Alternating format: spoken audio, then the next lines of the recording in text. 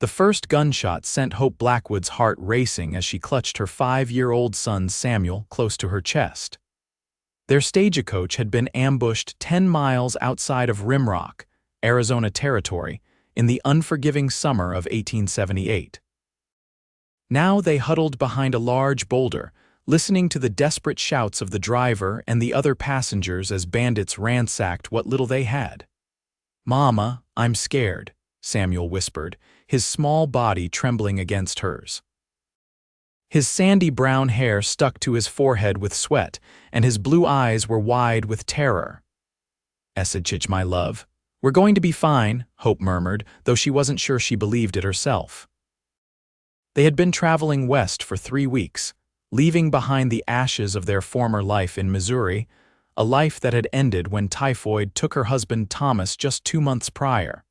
The shooting stopped, and an eerie silence fell over the desert landscape. Hope peered around the edge of the boulder, watching as the bandits rode off with their stolen goods, leaving the stagecoach driver dead and 2 passengers wounded. The coach itself was damaged beyond immediate repair, one wheel completely shattered. "We need to move," Hope told Samuel, helping him to his feet. "We can't stay here." With the few possessions, they had managed to grab a small carpet bag containing a change of clothes, their dwindling supply of money, and a locket with Thomas's portrait. Hope and Samuel began walking in the direction of Rimrock. The sun beat down mercilessly, and despite the bandana she had tied around Samuel's head to protect him from the worst of it, the boy was soon dragging his feet. "Mama, I'm thirsty," he complained after they had been walking for hours. Their canteen was nearly empty, and Hope had been rationing the water, allowing Samuel small sips at increasingly longer intervals. "Just a little farther, Sam," she encouraged, though she had no idea how far Rimrock actually was. The stagecoach driver had mentioned it was the next stop, but that could mean anything from 5 to 20 miles in this vast country. By nightfall, they had made little progress. The temperature dropped rapidly, and Samuel's complaints of thirst were replaced with shivers. Hope built a small fire with what kindling she could gather and wrapped her shawl around her son. "I'm hungry, Mama," Samuel whimpered as they huddled together beside the meager flames. "I know, sweetheart, we'll find food tomorrow." Hope's stomach growled in agreement with her son's. Their last meal had been a breakfast of hardtack and jerky on the stagecoach that morning.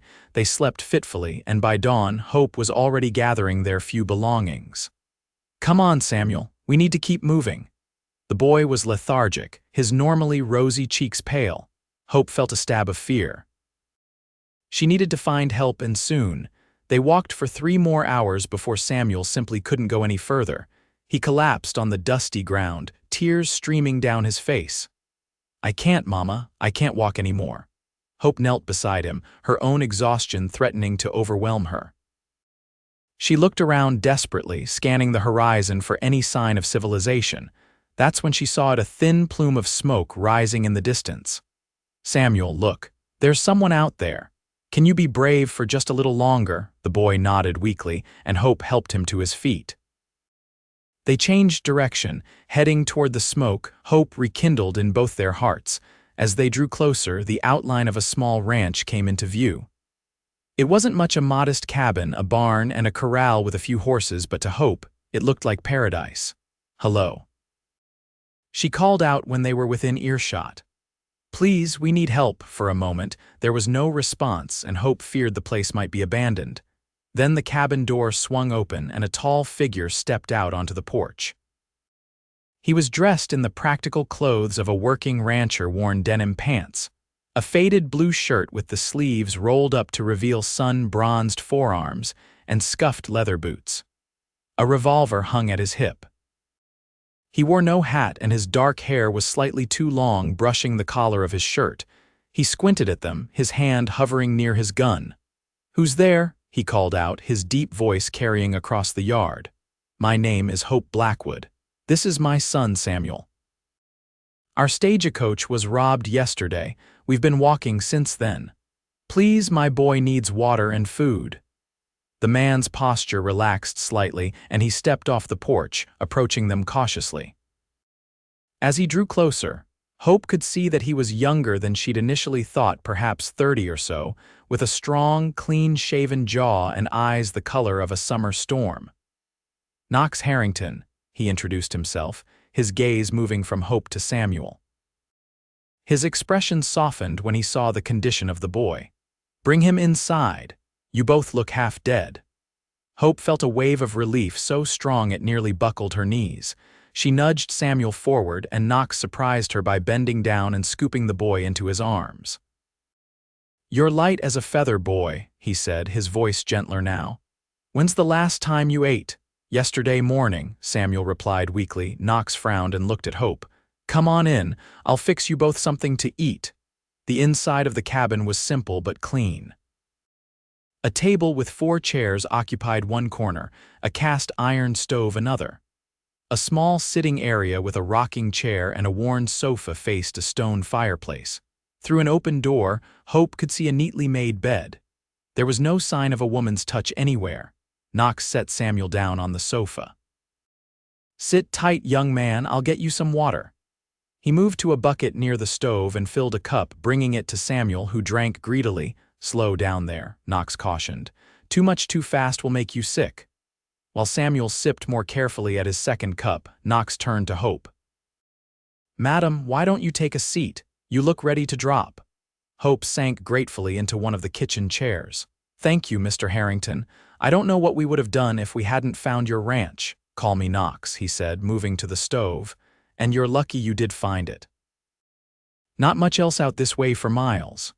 He stoked the fire in the stove and placed a skillet on top. "I've got some bacon and eggs. That sound all right?"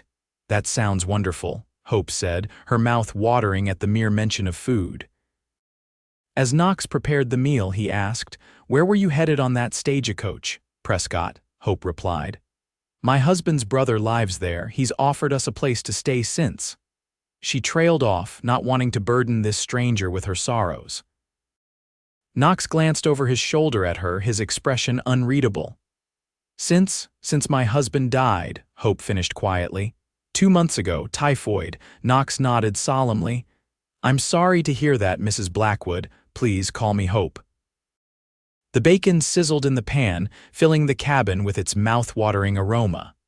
Samuel perked up at the smell, his color already improving just from the water and the promise of food. "How far is Rimrock from here?" Hope asked. "About 15 miles west," Knox replied, cracking eggs into the skillet. "And Prescott's another 50 beyond that." Hope's heart sank. 50 miles, it might as well have been 1,000. "There'll be another stagecoach through Rimrock in 3 days, Knox continued, seemingly reading her thoughts. "I can take you into town then, if you'd like." "That would be very kind," Hope said, relief washing over her once again. Knox served up the bacon and eggs, along with slices of bread slathered in butter. Samuel's eyes grew wide at the sight, and he practically inhaled his first few bites before remembering his manners. "Thank you, sir," he said between mouthfuls. Knox's mouth quirked up in a small smile. "You're welcome, boy." They ate in companionable silence, the simple meal tasting better to Hope than any fancy dinner she could remember. When they had finished, Knox cleared the plates away. "You both should rest," he said. "You can take the bed, I'll bunk in the barn tonight." "Oh, we couldn't possibly," Hope began to protest. "It's no trouble," Knox cut her off. "You need proper rest, and so does your boy." Hope's exhaustion won out over her politeness. "Thank you, just for tonight. Tomorrow we can sort out something else." Knox nodded. "I'll be outside if you need anything. Got some chores to tend to." After he left, Hope helped Samuel into the bed, removing his dusty shoes and tucking him in. The boy was asleep almost instantly. Hope watched him for a moment, his small chest rising and falling steadily, before her own fatigue overwhelmed her, and she stretched out beside him, falling into the deepest sleep she'd had in months. She woke to the sound of voices, Knox's deep rumble and Samuel's higher pitch, both coming from outside the cabin. Disoriented, Hope sat up, realizing with a start that it was morning. She'd slept through the entire afternoon and night. She quickly smoothed her hair and straightened her wrinkled dress before stepping outside. The sight that greeted her made her pause in the doorway. Knox was crouched beside Samuel in the corral, showing him how to approach one of the horses, a gentle-looking dun mare. The boy was listening intently, his face alight with interest in a way Hope hadn't seen since before his father's death. "That's it," Knox was saying. "Nice and slow, let her get your scent." Samuel reached out his small hand and the mare lowered her head, snuffling at his palm. "She likes me." Samuel exclaimed. "Of course she does," Knox replied. "Sonny here's a good judge of character." Hope stepped down from the porch and both males turned at the sound of her footsteps. "Mama," Samuel called excitedly, "Mr. Knox is teaching me about horses." "I see that," Hope said, smiling at her son's enthusiasm. "Good morning, Knox. I'm sorry I slept so long. You needed it," Knox said simply, straightening up. "Coffee's on the stove if you want some. We already had breakfast. You fed him again, thank you." Knox shrugged as if it were nothing. Boys got to eat. Hope went inside and poured herself a cup of coffee, bringing it back out to the corral. She watched as Knox continued his impromptu lesson, showing Samuel how to stroke the mare's neck and speaking to him in terms he could understand about how horses communicate with their ears and tails. "Can I ride her?" Samuel asked eagerly. Knox glanced at Hope, a question in his eyes. "He's never been on a horse before," Hope explained. "Thomas, his father, was a shopkeeper. We lived in town." Knox considered this for a moment. "Well, every boy should know how to ride," he said finally, "but we'll start slow. How about I take you up with me first so you can get the feel of it?" Samuel nodded enthusiastically, and Knox lifted him up onto Sonny's back before swinging up behind him. He kept one arm securely around the boy's waist as he guided the mare around the corral at a gentle walk. Samuel's face was a picture of delight, and Hope felt her heart swell at the sight. It had been so long since she'd seen her son truly happy. After a few circles, Knox brought the horse to a stop in front of Hope.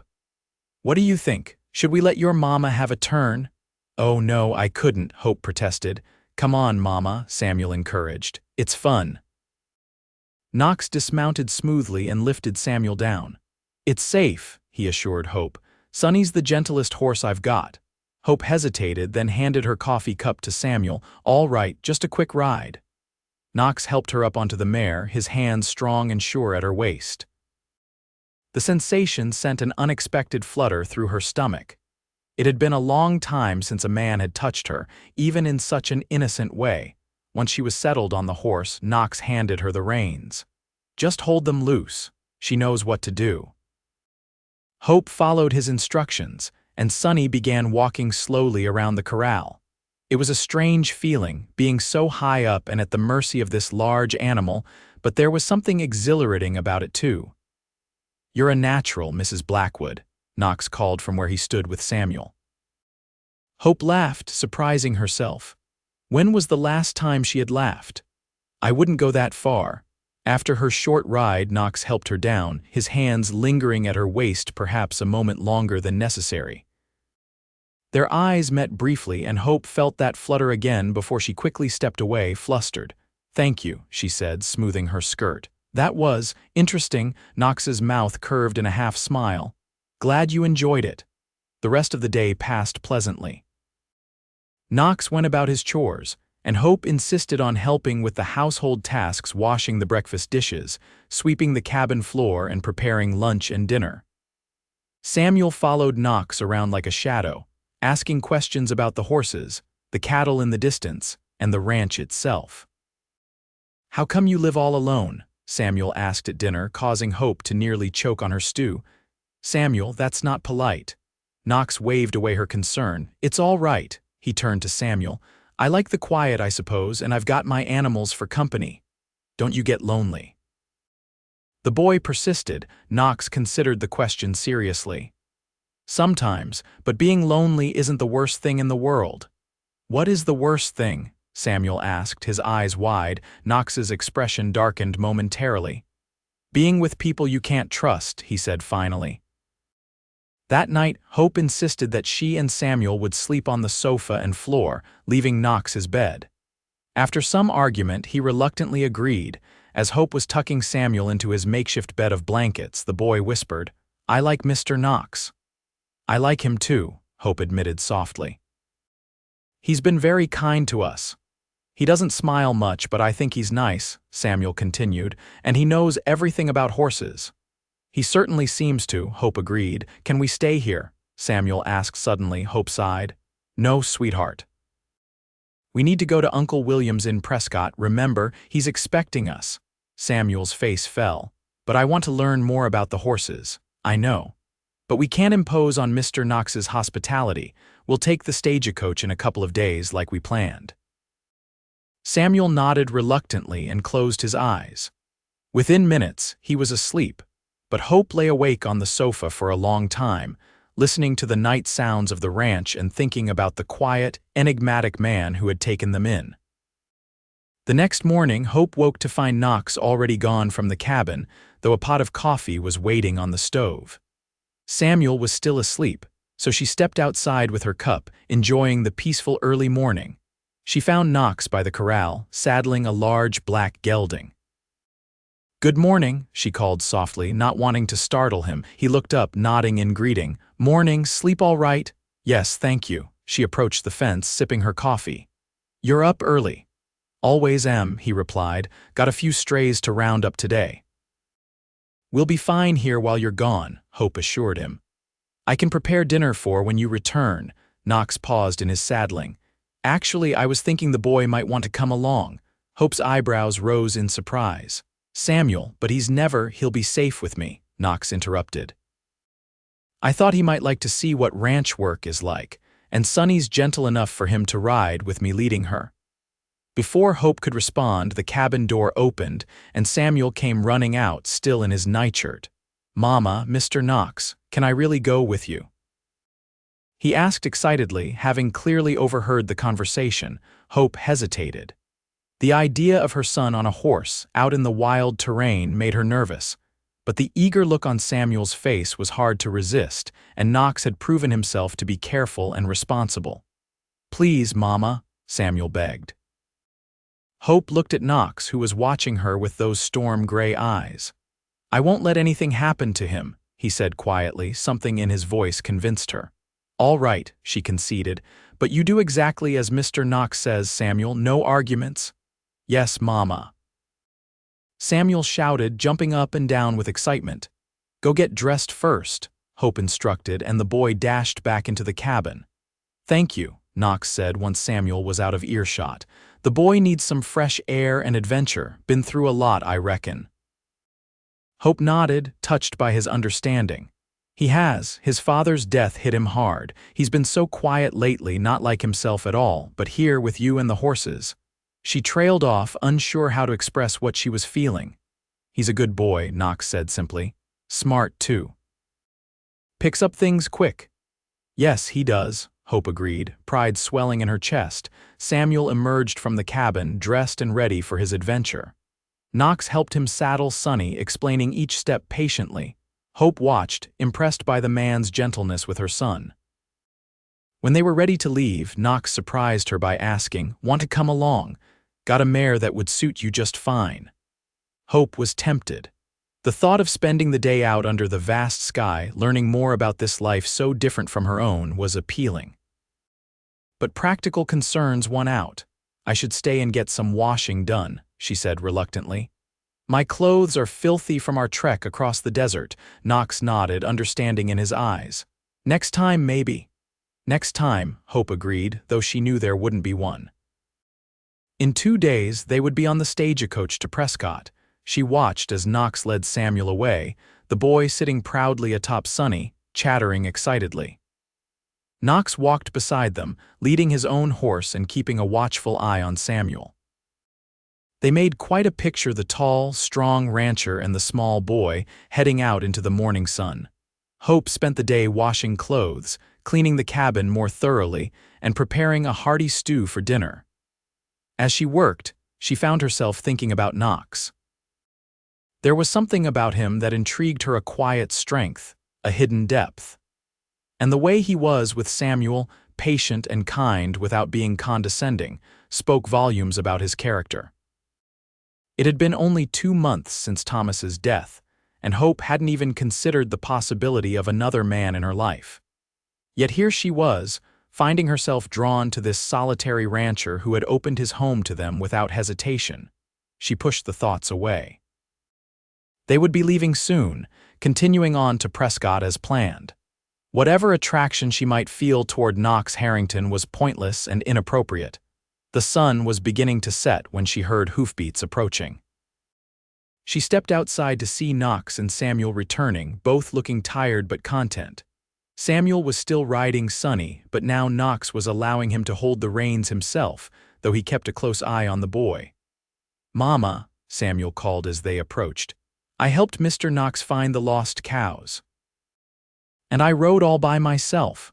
"With supervision," Knox added quickly, seeing the alarm flash across Hope's face. "I see that," Hope replied, relief mingling with pride at her son's accomplishment. "Did you have a good day? The best day ever?" Samuel declared, his face flushed with excitement. "Mr. Knox says I'm a natural horseman." Knox helped Samuel dismount, and the boy ran to Hope, throwing his arms around her waist. "Can we stay here forever, Mama, please?" Hope stroked his hair, avoiding Knox's gaze. "We've talked about this, Samuel. Uncle William is expecting us." Samuel's face fell, but Knox distracted him by asking for help unsaddling the horses. As the 2 males worked, Hope returned to the cabin to check on the stew.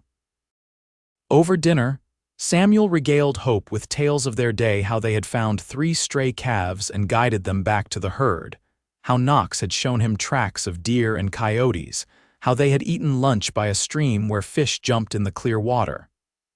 "And Mr. Knox called me his boy," Samuel said proudly. When he was talking to the horses, he said, "My boy Samuel is going to help us today, didn't you, Mr. Knox?" Knox looked slightly embarrassed. "Might have," he admitted. Hope felt a strange pang in her chest. Thomas had often called Samuel "my boy," in just that same proud way. Seeing her son respond so enthusiastically to another man using those words was both heartwarming and bittersweet. After dinner, when Samuel had fallen asleep on the sofa, exhausted from his day of adventure, Hope and Knox sat at the table with cups of coffee. "Thank you for today," Hope said softly. "I haven't seen him so happy in a long time."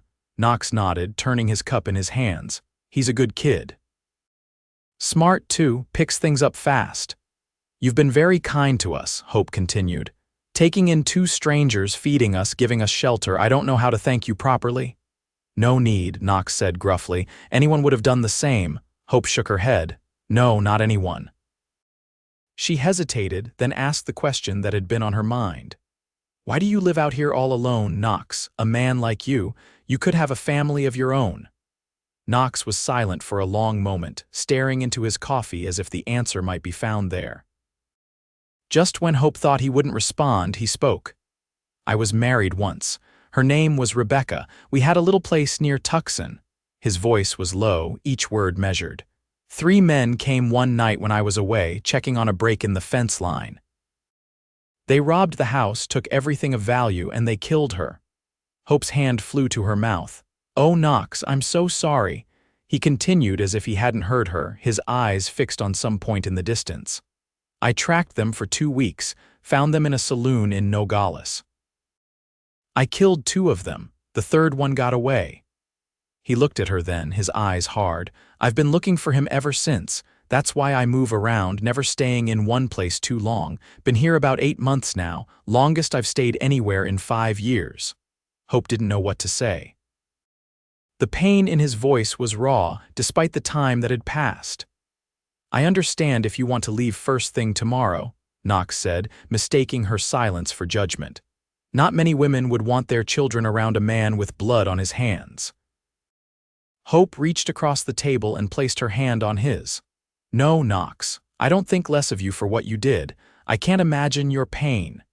His eyes dropped to where her hand covered his, and for a moment neither of them moved. Then Knox gently withdrew his hand and stood up. "It's late," he said. "We should get some rest."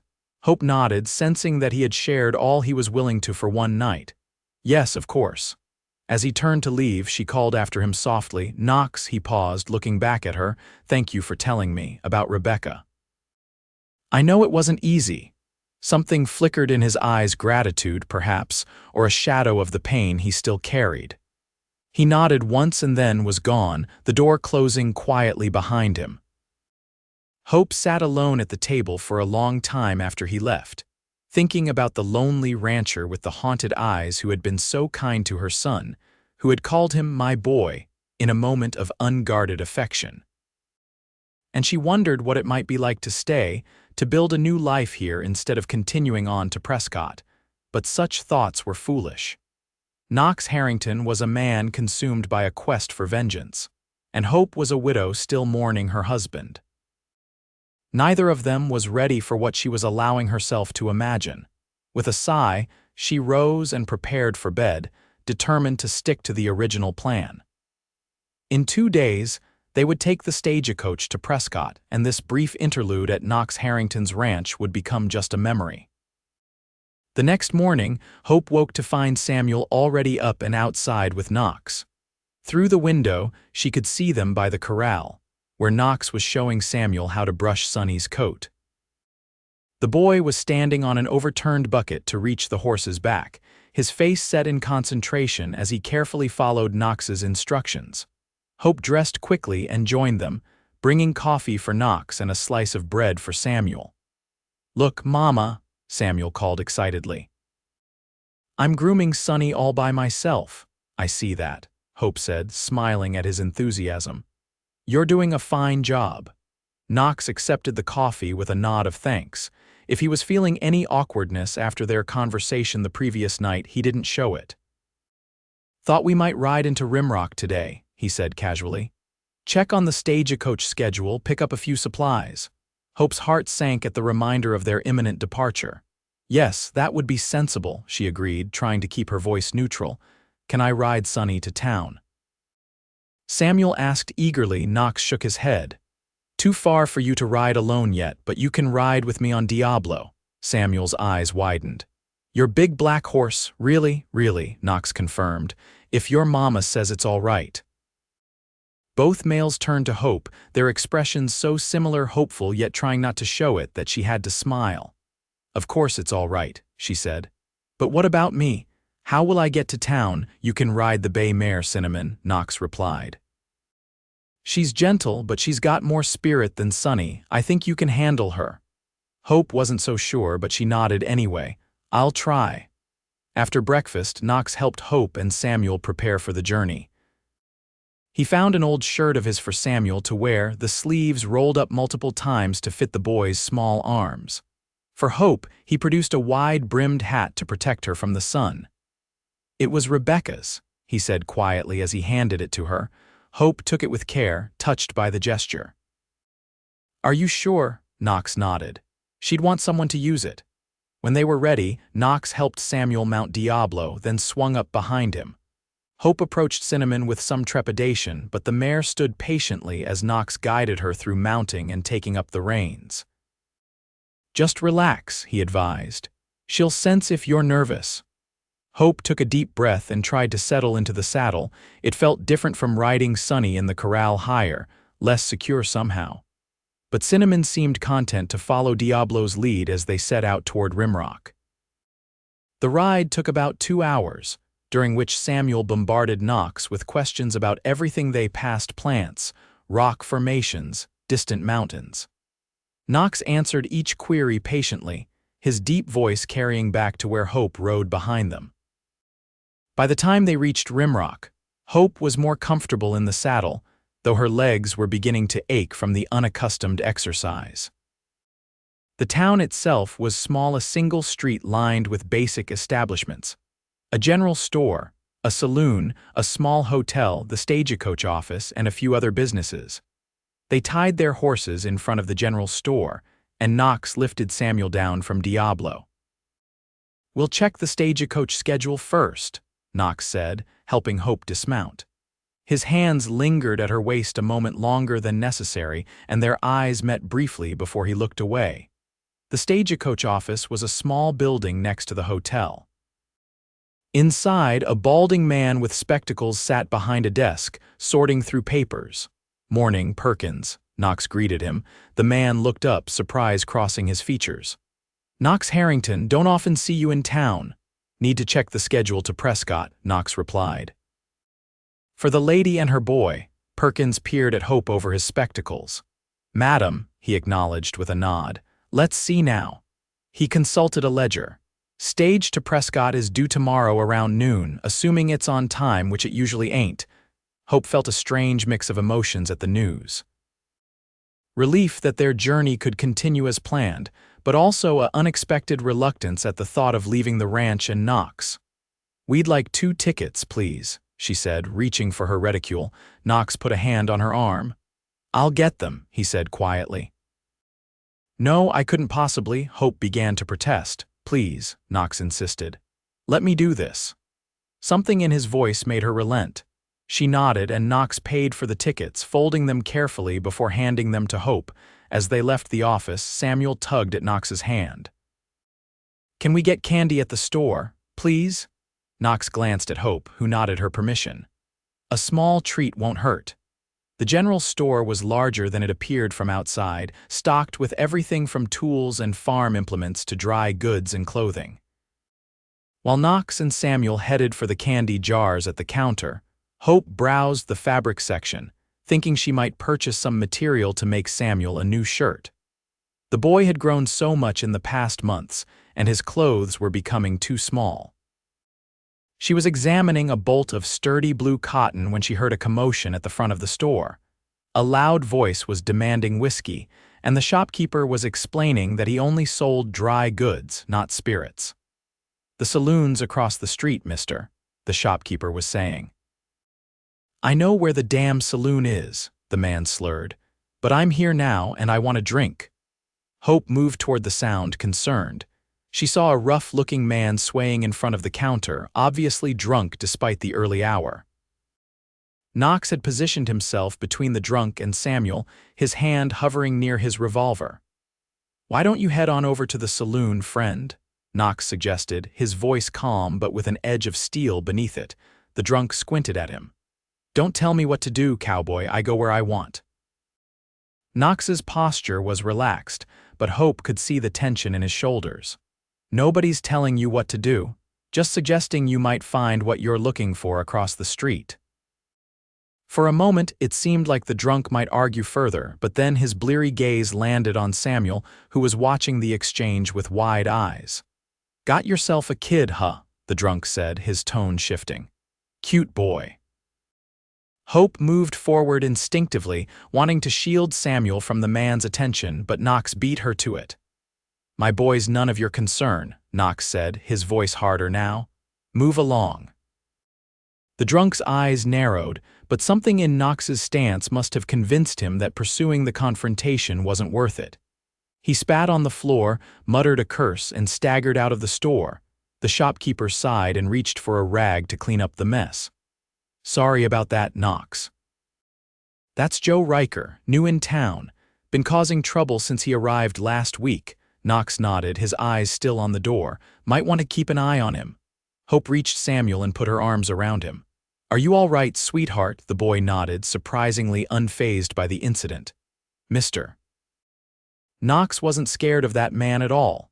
No, he wasn't, Hope agreed, looking at Knox with newfound respect. He had handled the situation perfectly firm but not escalating the confrontation. Knox turned to them, his expression softening. "Let's finish our shopping and head back to the ranch." They purchased supplies: flour, sugar, coffee, bacon, and a few other necessities, and Knox allowed Samuel to choose a small bag of hard candies. Hope bought the blue fabric she had been admiring, along with thread and buttons. As they were loading their purchases onto the horses, the stagecoach pulled into town, arriving a day early. Hope watched it stop in front of the office, dust billowing around the wheels. "That's the stage from Tucson," Knox observed. "The one you'll take tomorrow." Hope nodded, a lump forming in her throat. "Yes." Samuel, who had been happily sucking on a peppermint stick, suddenly looked crestfallen. Do we have to go, Mama? Can't we stay with Mr. Knox? Knox busied himself with securing their purchases to Diablo's saddle, avoiding Hope's gaze. Samuel, we've talked about this, Hope said gently. Uncle William is expecting us. But I like it at the ranch, Samuel protested. And Mr. Knox needs help with the horses? Hope knelt down to her son's level. Sweetheart, Mr. Knox was kind enough to take us in when we needed help, but we can't impose on his hospitality forever. He has his own life to lead. Samuel's lower lip trembled. But he called me his boy, I heard him. Hope glanced up at Knox, who was still focusing intently on the saddle straps, though his hands had stilled. I'm sure Mr. Knox meant it as a term of affection, Hope explained carefully, but we need to continue our journey. Samuel's eyes filled with tears, but he nodded reluctantly. Can I still ride with Mr. Knox on the way back? Of course you can, Knox said, finally turning to face them. His expression was carefully neutral, but Hope thought she detected a hint of sadness in his eyes. The ride back to the ranch was quieter than the journey into town had been. Samuel still rode with Knox on Diablo, but the boy's earlier excitement had been replaced by a subdued melancholy. Hope rode behind them, her own thoughts in turmoil. In just 2 days, Knox Harrington had become important to both her and Samuel. The thought of leaving him and the ranch behind filled her with a sadness she hadn't expected to feel. But what alternative was there? They had a plan, a destination. William was waiting for them in Prescott, ready to help them start a new life. And Knox. Knox was still haunted by his past, still searching for the man who had helped kill his wife. He wasn't looking for a ready-made family to complicate his life. By the time they reached the ranch, the sun was beginning to set, painting the desert landscape in shades of gold and purple. Knox helped Samuel down from Diablo, then turned to assist Hope. As his hands encircled her waist, their eyes met, and for a moment neither of them moved. Thank you, Hope said softly, breaking the spell. Knox nodded and stepped back, turning to unload their purchases from the horses. That evening, Hope used some of the supplies they had bought to prepare a special dinner, a roast chicken with potatoes and carrots, followed by an apple pie. It was her way of thanking Knox for his hospitality, a farewell gesture that she put her heart into. During the meal, Samuel was uncharacteristically quiet, pushing his food around his plate despite it being his favorite. What's wrong, Sam? Knox asked. Not hungry, Samuel shrugged. I don't want to go to Prescott, he mumbled. Knox glanced at Hope, then back at the boy. Sometimes we have to do things we don't want to do, he said gently. That's part of growing up. But why can't we stay here? Samuel persisted. You have a big ranch, there's plenty of room. Samuel, Hope warned, embarrassed by her son's directness. Knox didn't seem offended. Your mama's right, boy. You need to go to your uncle's. He's family. He can give you a proper home schooling. You could teach me, Samuel argued. You taught me about horses. That's different, Knox said. You need book learning too and friends your own age. Samuel's lower lip trembled. I thought you liked having me here. Knox's expression softened. I do, Samuel, more than I expected to, but your mama knows what's best for you. Hope felt tears pricking at her eyes and blinked them away. The simple sincerity in Knox's voice touched her deeply. After dinner, when Samuel had finally fallen asleep, Hope and Knox sat on the porch, watching the stars emerge in the vast desert sky.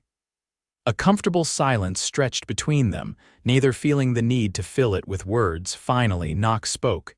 Your boy's something special. Hope smiled in the darkness. Yes, he is. He's taken quite a shine to you. Feelings mutual, Knox admitted. Haven't been around children much since. He trailed off, but Hope understood, since Rebecca died, since the life he had planned was stolen from him. You're good with him, Hope said. Patient, kind, not every man would be. Knox was quiet for a moment. Rebecca wanted children, he said finally, his voice low. We tried for 2 years, but it never happened.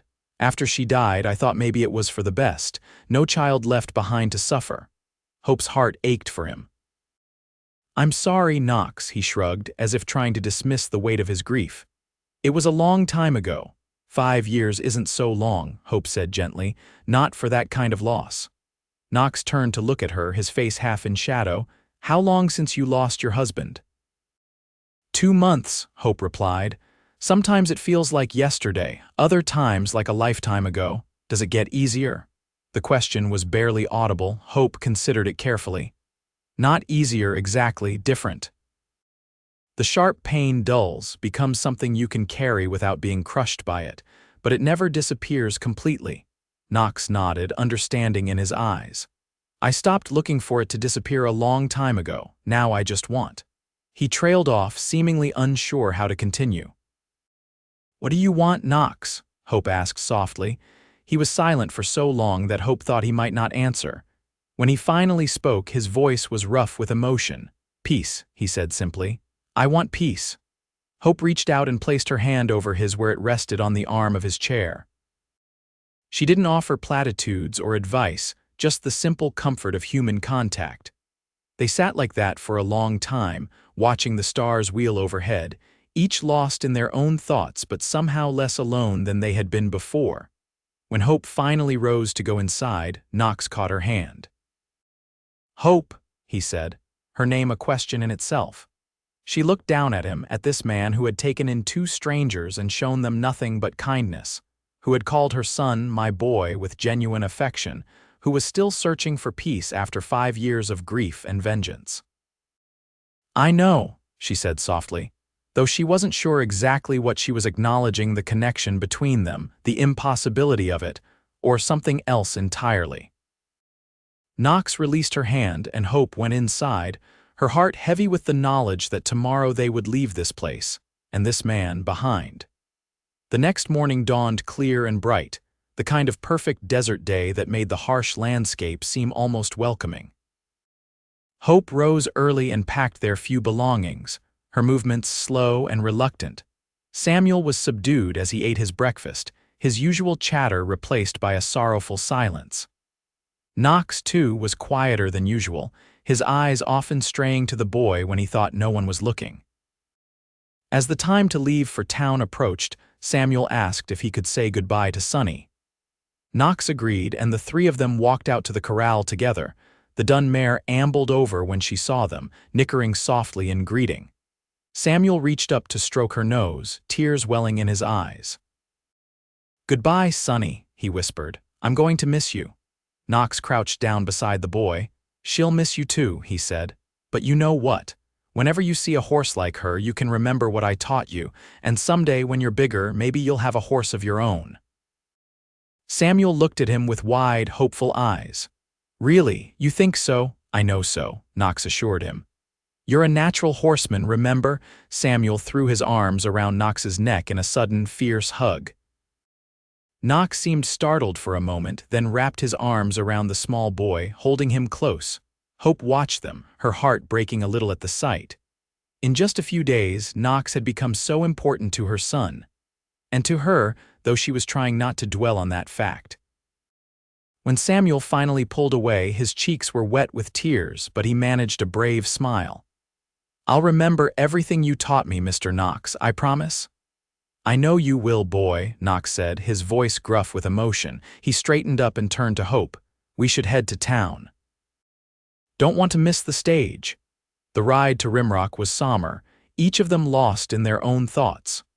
Samuel rode with Knox again, but this time he leaned back against the man's chest, as if trying to commit the feeling to memory. They arrived in town with time to spare before the stagecoach was due. Knox tied the horses in front of the general store and helped Hope and Samuel down. "Why don't we wait inside the stagecoach office?" Hope suggested. "It's cooler there." As they walked toward the office, the door of the saloon across the street swung open, and a group of men spilled out, laughing raucously. Among them was the drunk from the day before, Joe Riker. He spotted them immediately and nudged one of his companions, pointing in their direction. "Well, look who it is," Riker called out, "the protective papa and his little family." Knox stiffened beside Hope. "Keep walking," he said quietly. "Ignore him." But Riker was already crossing the street toward them, his friends following. He was more sober than the previous day, but there was a mean glint in his eye that made Hope instinctively pull Samuel closer to her side. Didn't think I'd see you folks again so soon, Riker said, blocking their path. His gaze traveled over Hope in a way that made her skin crawl. We're just passing through, Knox said, his voice level, waiting for the stage. Is that so? Riker drawled. Sending the little woman and child away already, that didn't last long. One of his companions sniggered, and Hope felt her cheeks burn with embarrassment and anger. Step aside, Knox said, his hand moving to rest on the butt of his revolver. Riker noticed the movement and smirked. No need to get unfriendly, just making conversation. His eyes narrowed suddenly, focusing on Knox's face. You know, you look familiar. Have we met before? Knox's expression didn't change, but Hope saw a flicker of something recognition, perhaps, in his eyes. Don't think so. Riker continued to stare at him, then snapped his fingers. I remember now. Tucson, about 5 years back, you were asking questions about some men passing through. Very persistent questions. Knox's jaw tightened, and Hope felt a chill run down her spine. Could this man be connected somehow to Rebecca's death? You must be thinking of someone else, Knox said, but there was a new tension in his voice. Riker's smile widened, turning ugly. No, I'm pretty sure it was you. You were looking for the men who killed your wife, weren't you? What was her name again? Rachel? Regina? Rebecca, Knox said so softly Hope barely heard him. That's right, Rebecca, Riker nodded, clearly enjoying Knox's discomfort. Pretty little thing, from what I heard. Shame what happened to her. Hope felt Knox trembling with rage beside her. She placed a hand on his arm, feeling the coiled tension in his muscles. Knox, she murmured. Samuel. The mention of the boy seemed to snap Knox back to the present. He looked down at Samuel, who was watching the exchange with frightened eyes, then back at Riker. Whatever you think you know, now's not the time, Knox said, his voice dangerously quiet. We're leaving town. You won't see us again. Riker stepped closer, his breath reeking of stale whiskey. Maybe I know more than you think. Maybe I know where to find the man you're looking for, the one who got away. Knox went very still. What did you say? Knox, please, Hope interjected, alarmed by the dark expression on his face. The stagecoach will be here soon, Riker laughed. Listen to your woman, Cowboy, or maybe she's not your woman after all, just passing through. Either way, if you want to know more, you know where to find me.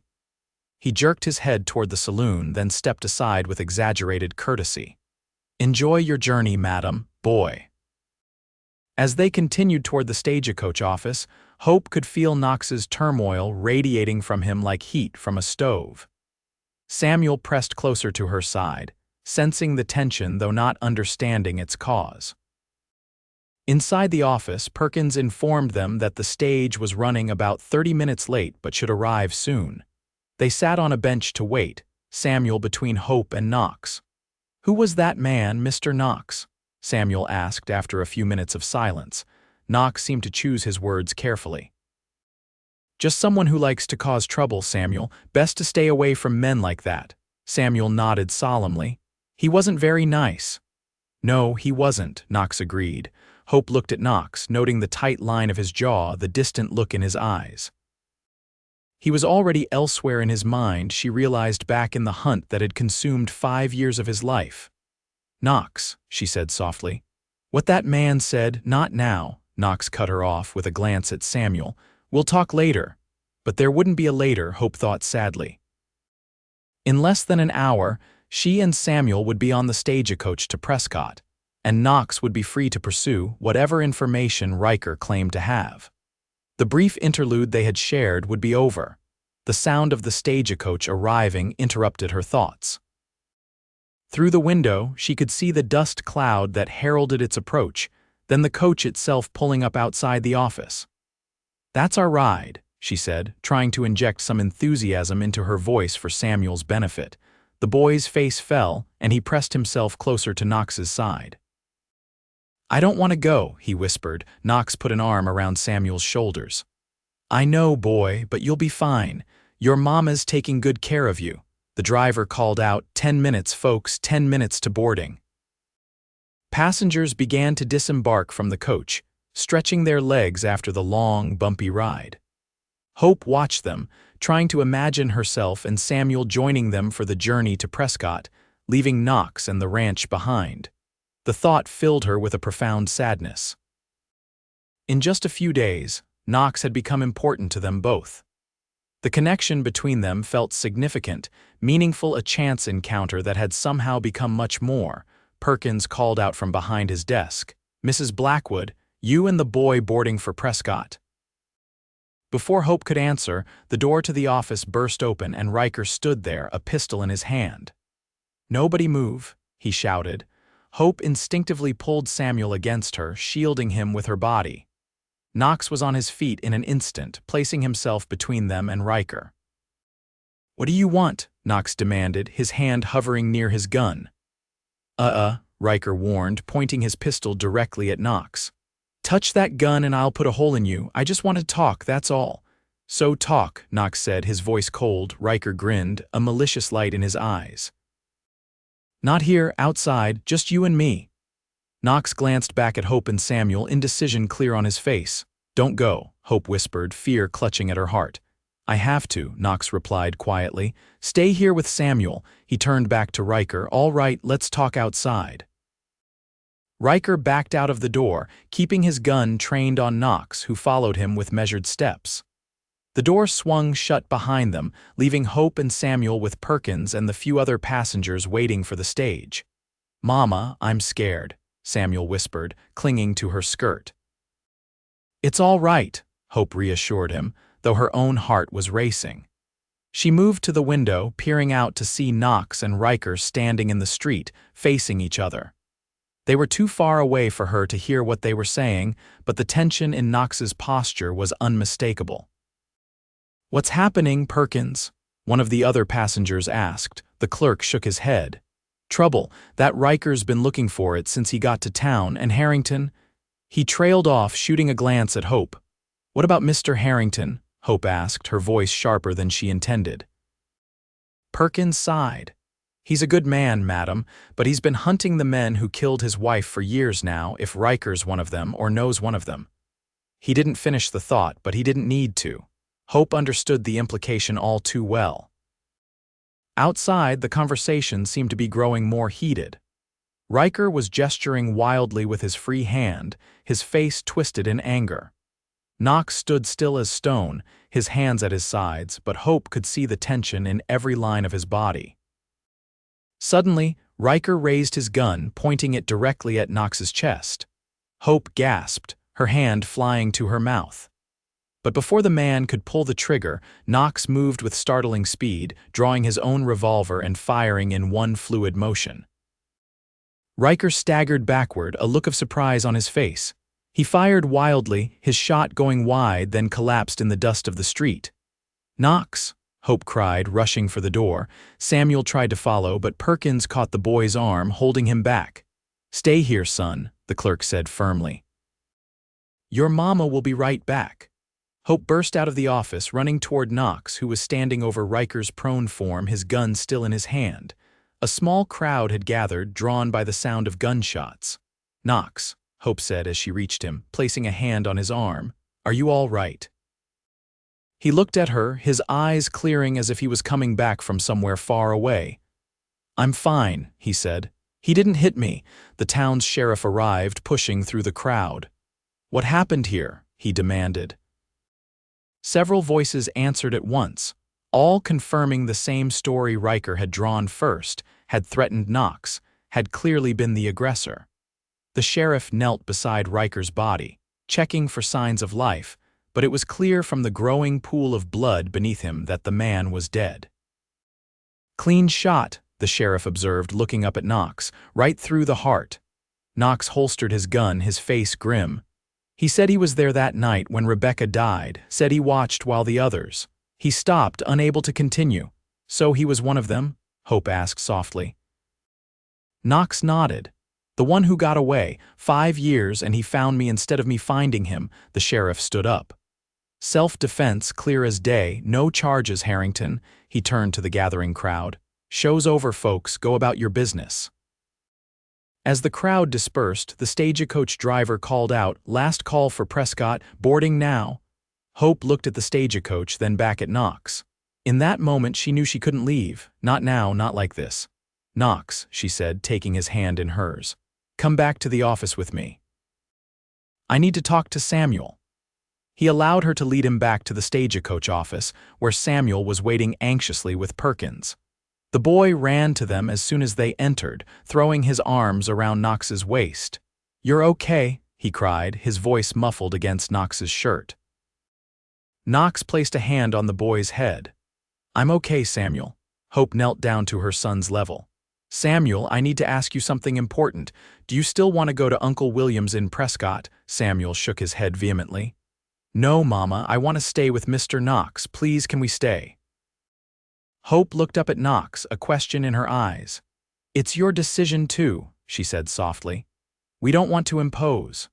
Knox looked down at them, this widow and her son who had stumbled into his life just a few days ago and somehow changed everything. For the first time since she had met him, Hope saw a genuine smile spread across his face, not the half-smiles or fleeting quirks of his lips he had shown before, but a real, transformative smile that reached his eyes. "I want you to stay," he said simply. "Both of you." Samuel whooped with joy, and even Perkins cracked a smile behind his desk. "Final call for Prescott?"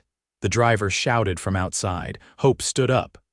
"We need to let him know we're not going," she said, still hardly believing the decision they had just made. Knox nodded.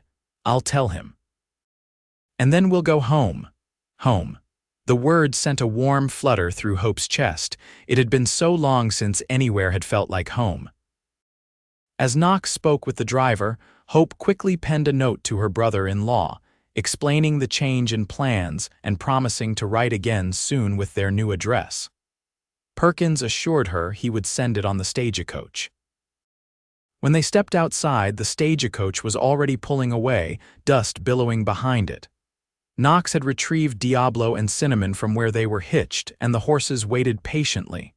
"Ready to go home?" Knox asked, lifting Samuel onto Diablo. "Yes." The boy exclaimed, his earlier sorrow completely forgotten. Knox helped Hope onto Cinnamon, his hands gentle at her waist. Their eyes met, and in that moment, Hope saw everything she needed to see the promise of a future, of healing, of building something new together. "Thank you," Knox said quietly. "For staying," Hope smiled. "Thank you for giving us a reason to." As they rode back to the ranch, Samuel chattering excitedly between them about all the things he wanted to learn about horses and ranching, Hope felt a peace she hadn't known since before Thomas's death. The path ahead would not be easy. They were two broken people trying to create a whole life, but for the first time in months, she felt hopeful about the future. The ranch came into view as the sun was beginning to set, painting the desert in gold and pink. It wasn't grand or impressive, just a modest homestead carved out of the harsh landscape. But as they approached, Hope saw it with new eyes, not as a temporary shelter, but as the beginning of a new life. "Welcome home," Knox said as they dismounted in front of the cabin. Samuel ran immediately to the corral to greet Sonny, who nickered in recognition. Hope and Knox followed more slowly, their hands finding each other's as they walked. "Are you sure about this?" Hope asked, needing to hear it one more time. "Taking us in, making us part of your life." Knox stopped, turning to face her fully. "I've been alone for 5 years, Hope, hunting ghosts, living for revenge. Today, when I faced Riker, when I finally found the man I've been searching for all this time, do you know what I felt?" Hope shook her head. "Nothing," Knox continued. "No satisfaction, no peace, just emptiness. And then I looked up and saw you running toward me, and I knew what I've been searching for wasn't revenge, it was this, a family, a home."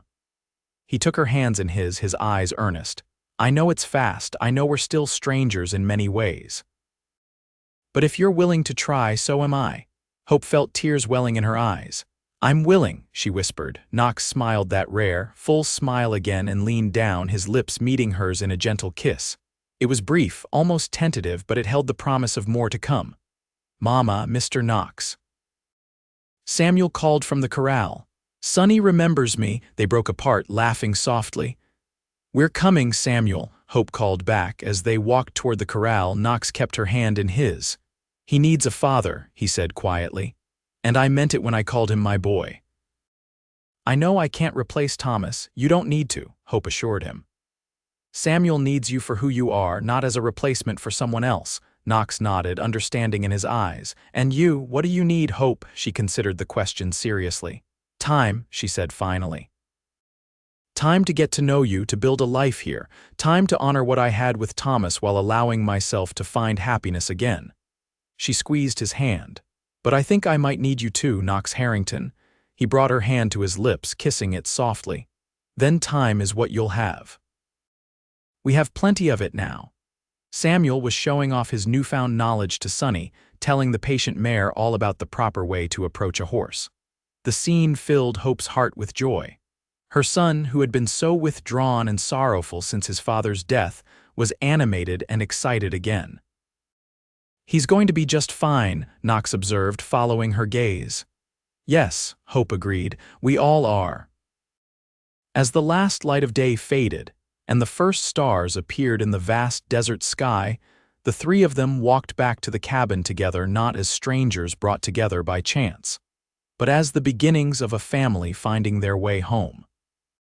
3 months later, Hope stood on the porch of the cabin, their cabin now, watching as Knox and Samuel worked with a new foal in the corral. The days were growing shorter as autumn approached, but the desert heat still lingered during the daylight hours. So much had changed since that fateful day when their stagecoach had been ambushed.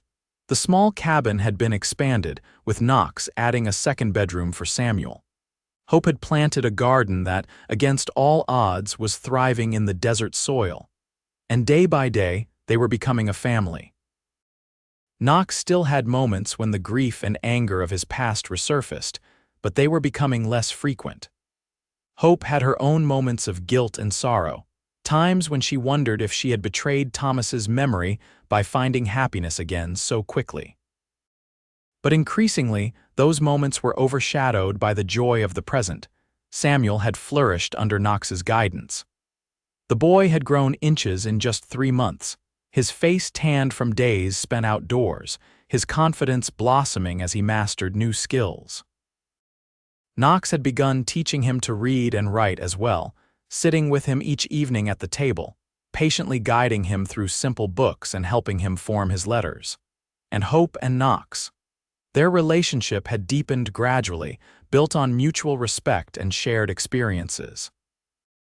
They had agreed to take things slowly, to give themselves time to heal and to be sure. But with each passing day, Hope found herself falling more deeply in love with this quiet, steadfast man who had opened his heart and home to her and her son. "Mama, look." Samuel called, pulling Hope from her thoughts. "The foal took the sugar from my hand." "Well done, sweetheart," Hope called back, smiling at her son's delight. Knox looked up, catching her eye across the yard. Even at a distance, the warmth in his gaze made her heart skip a beat. He said something to Samuel, then made his way toward the porch while the boy continued to fuss over the foal. "Something smells good," Knox said as he climbed the steps to join her. "Apple pie," Hope replied. "I thought we'd celebrate." Knox raised an eyebrow. "Celebrate what?" 3 months since we decided to stay, Hope said. "It seems worth marking, don't you think?" Knox smiled, that full smile that had become more frequent in recent weeks. "Definitely worth celebrating," he agreed. He hesitated, then added, "I've been thinking about." Hope prompted when he didn't continue. "About us. This." He gestured vaguely at the ranch around them. "I know we said we'd take things slow, and we have, but I need you to know." He paused, seeming to search for the right words. "I love you, Hope, you and Samuel both. And I want this to be permanent." Hope's breath caught in her throat. Though their feelings for each other had been growing clear, neither had spoken them aloud until now.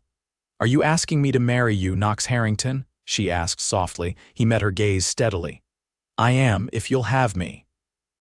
Hope didn't hesitate. "Yes," she said simply. "Yes, I'll marry you." Knox's face lit up with joy, and he pulled her into his arms, kissing her with a passion that left her breathless. When they finally broke apart, both were smiling. "When?" Knox asked. "I don't want to rush you, but soon," Hope said decisively. "Before winter, we could ride into Rimrock, find the preacher." Knox nodded, his eyes never leaving hers. "I'd like that." A shout from Samuel interrupted them. "Mama, Mr. Knox, come quick." They turned to see the boy waving frantically from the corral. The foal had managed to get its head stuck between two fence rails and was struggling to free itself. Knox sighed, but there was a smile in his eyes. "Duty calls," Hope laughed. "Go, I'll finish the pie." As Knox hurried to help Samuel with the foal, Hope watched him go, her heart full. Life on the ranch was not always easy. There were long days of hard work, unexpected challenges, and occasional danger. But there was also love, laughter, and the deep satisfaction of building something meaningful together. She thought back to that first day when she and Samuel had stumbled upon Knox's ranch, hungry, afraid, and desperate. How quickly life could change. How a chance encounter could lead to something so profound. In the corral, Knox had freed the foal and was now showing Samuel how to check it for injuries, his hand on the boy's shoulder, guiding him gently. The sight warmed Hope's heart. Her son had found a father again. And she had found a second chance at love with a man who had called her son his boy from the very beginning. As the desert sun began to set, painting the landscape in shades of gold and crimson, Hope turned back to the kitchen to finish preparing their celebration dinner. Their past sorrows would always be a part of them, but they no longer defined them. Instead, they looked toward the future, a future they would build together, day by day, on this small patch of desert that had become their home. And it had all begun with a hungry, afraid little boy, a lonely cowboy, and the simple, profound words, "My boy."